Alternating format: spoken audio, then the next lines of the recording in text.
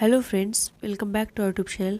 आज हम लोग इस वीडियो में वैदिक काल से जितने भी इम्पोर्टेंट क्वेश्चन बन सकते हैं वो सारे क्वेश्चंस के बारे में डिस्कस करेंगे। यह वीडियो आपके एग्ज़ाम पॉइंट ऑफ व्यू से बहुत ज़्यादा इम्पोर्टेंट है। चलिए स्टार्ट करते हैं। क्वेश्चन क्या है, धर्मशास्त्रों में भू राजस्व की दर क्या है? तो 1/6 है। ऋग्वेद में कुल कितने मंडल हैं? तो ऋग्वेद में कुल 10 मंडल हैं। ऋग्वेद में कुल कितनी सूक्तियाँ हैं? तो ऋग्वेद में 1028 सूक्तियाँ हैं। ऋग्वेद में कुल कितनी ऋचाएँ हैं? तो ऋग्वेद में 10,580 ऋचाएँ हैं। उपनिषदों की संख्या कितनी है? तो उपनिषदों की संख्या 108 है। ऋग्वेद के किस मंडल में शूद्र शब्द का उल्लेख पहली बार मिलता है? तो 10वें मंडल में मिलता है। संस्कारों की कुल संख्या कितनी होती है? तो 16 होती है। पुराणों की संख्या कितनी है? तो पुराणों की संख्या 18 है। वैदिक साहित्यों को कितने भागों में बांटा गया है? तो 2 भागों में बांटा गया है, जिसको श्रुति और स्मृति साहित्य कहते हैं। वैदिक साहित्य को कितने भागों में बांटा गया है? तो 2 भागों में बांटा गया है। नेक्स्ट हमारा क्या है, ऋग्वेद में इंद्र के लिए लिखी गई ऋचाओं की संख्या कितनी है? तो 250 ऋचाएँ लिखी गई हैं। ऋग्वेद में कितने प्रकार के देवों का प्रमाण मिलता है? तो 33 प्रकार के देवों का प्रमाण मिलता है। वेदांगों की संख्या कितनी है? तो वेदांगों की संख्या 6 है। किस वेद में जादुई माया और वशीकरण का वर्णन किया गया है? तो अथर्ववेद में किया गया है। किस वेद में जादुई माया और वशीकरण का वर्णन है? तो अथर्ववेद में है। कृषि तथा सिंचाई की प्रविधियों की चर्चा के साथ चावल की कई किस्मों की जानकारी किसमें मिली है? तो अथर्ववेद में जो है मिलती है। वैदिक काल के अधिकारियों की चर्चा किसमें की गई है? तो अथर्ववेद में की गई है। सभा और समिति प्रजापति के 2 पुत्रियां थीं, इनका उल्लेख किस वेद में है? तो इनका उल्लेख अथर्ववेद में मिलता है। सर्वोच्च शासन की एक राट की उपाधि दी गई है, तो अथर्ववेद में दी गई है। गोपथ ब्राह्मण संबंधित है, तो अथर्ववेद से संबंधित है। किस देवता के लिए ऋग्वेद में पुरंदर शब्द का प्रयोग हुआ है? तो इंद्र के लिए हुआ है।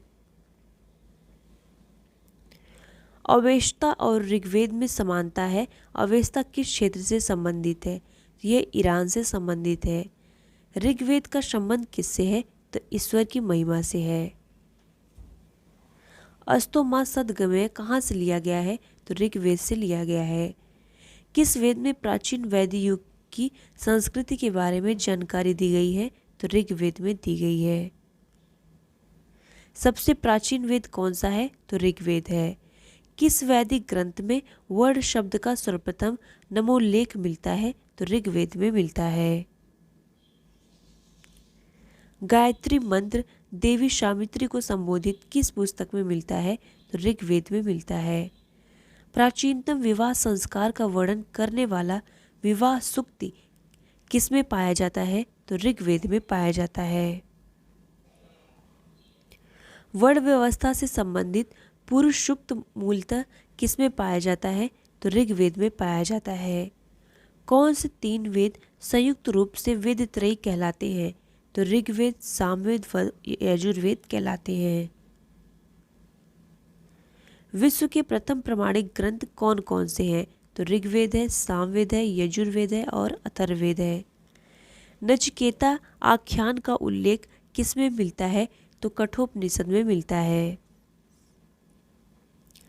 अध्यात्म ज्ञान के विषय में नचिकेता और यम का संवाद किस उपनिषद में प्राप्त होता है? तो कठोपनिषद में प्राप्त होता है। 24 बैलों द्वारा खींचे जाने वाले हिलौन का उल्लेख मिलता है, तो काठक संहिता में मिलता है।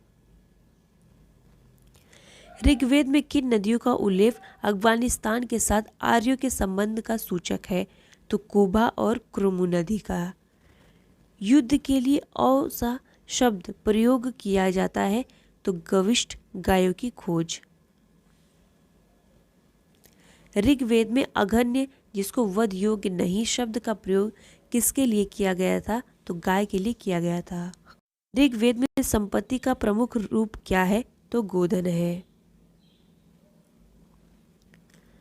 न्याय दर्शन को किसने प्रचारित किया था? तो गौतम ने प्रचारित किया था। वेदों की संख्या कितनी है? तो वेदों की संख्या 4 है। चरक संहिता नामक पुस्तक किस विषय से संबंधित है? तो चिकित्सा से संबंधित है। श्वेतकेतु एवं उनके पिता का संवाद वर्णित है, तो किसमें वर्णित है? तो इसका उल्लेख जो है छांदोग्य उपनिषद में वर्णित है। महाभारत को अन्य किस नाम से जाना जाता है? तो महाभारत को जय संहिता और सतसहस्त्र संहिता के नाम से जाना जाता है। मीमांसा या पूर्व मीमांसा दर्शन के प्रतिपादक क्या हैं? कौन है? जैमिनी है। शूल व शूद्र किस विषय से संबंधित पुस्तक है? तो ज्यामिति से संबंधित पुस्तक है। उपनिषदों की मुख्य विषय क्या है? तो दर्शन है। ऋग्वेद में सरस्वती एक पवित्र नदी है। सरस्वती के प्रवाह क्षेत्र को क्या कहा जाता है? तो देवकृति योनि कहा जाता है। किस काल में अछूत की अवधारणा स्पष्ट रूप से उदित हुई? तो धर्मशास्त्र के काल में हुई। ऋग्वेद का कौन सा मंडल पूर्णतः सोम को समर्पित है? तो 9वां मंडल समर्पित है। योग दर्शन के प्रतिपादक कौन है? तो पतंजलि है। इंद्र को पुरंदर, दशयुहन, परोभीत जैसे नामों से पुकारा गया है। अग्नि के लिए किस शब्द का प्रयोग किया जाता है? तो पथिकृत का प्रयोग किया जाता है। प्रसिद्ध 10 राजाओं का युद्ध 10 राजयुद्ध किस नदी के तट पर लड़ा गया? तो परुष्णी नदी के तट पर लड़ा गया। अथर्व का अर्थ क्या है? तो अथर्व का अर्थ जो है पवित्र जादू होता है। प्राचीनतम व्याकरण अष्टाध्यायी के रचनाकार कौन है? तो महर्षि पाणिनि है। उत्तर वैदिक काल में किस देवता को सर्वोच्च स्थान प्राप्त था? तो प्रजापति को प्राप्त था। वेदांग या उत्तर मीमांसा दर्शन के प्रतिपादक कौन है?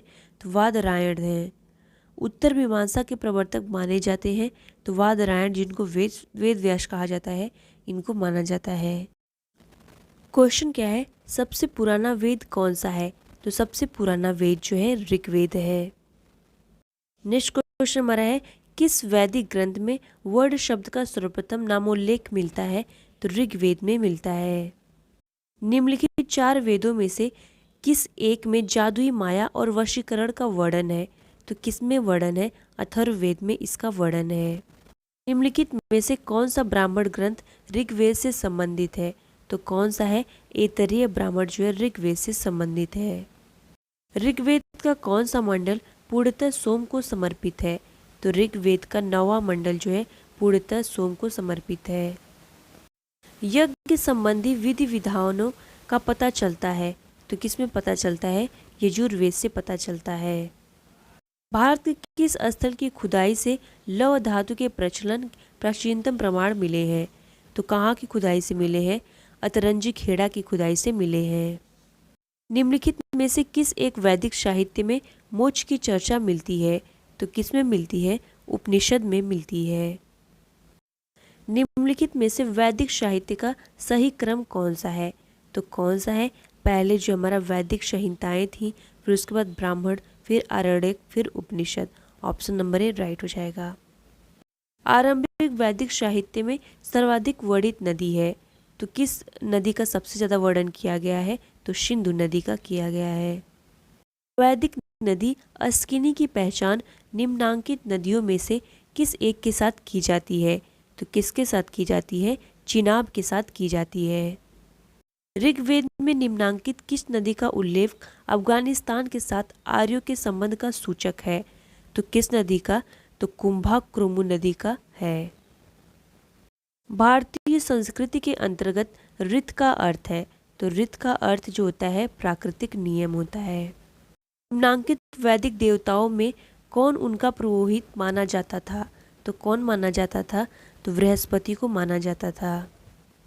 ऋग्वेद काल में निष्क किस अंग का आभूषण था? तो निष्क जो है गला का आभूषण था।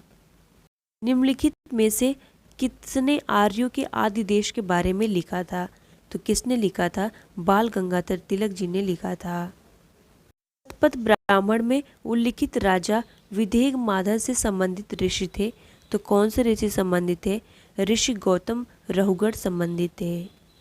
उत्तर वैदिक काल में निम्नलिखित में से किसको आर्य संस्कृति का धूर समझा जाता था?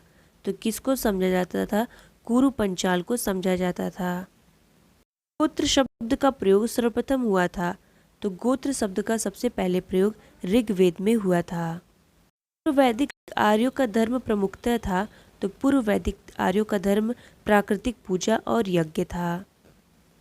ऋग्वेद काल में जनता निम्न में से मुख्यतः किसमें विश्वास करती थी? तो यह बलि एवं कर्म कांड में विश्वास करती थी। प्राचीन काल में आर्यों के जीविकोपार्जन का मुख्य साधन था, तो इनके मुख्य साधन क्या था? तो कृषि था। ऋग्वेद में उल्लिखित यौ शब्द किस कृषि उत्पादन हेतु प्रयुक्त किया जाता है? तो जौ के उत्पादन हेतु प्रयुक्त किया जाता है। ऋग्वेद पढ़ी किस वर्ग के नागरिक थे? तो पढ़ी जो है किस वर्ग के थे? व्यापारी थे। वैदिक युग में प्रचलित लोकप्रिय शासन प्रणाली थी, तो कौन सी शासन प्रणाली थी? तो वंश परंपरागत राजतंत्र। किस वेद में सभा और समिति को प्रजापति के दो पुत्रियां कहा गया है? तो किस वेद में कहा गया है? अथर्ववेद में कहा गया है। ऋग्वेद जनसभा को न्यायिक कार्यों से संबंधित थी, तो कौन संबंधित थी? सभा जो है संबंधित थी।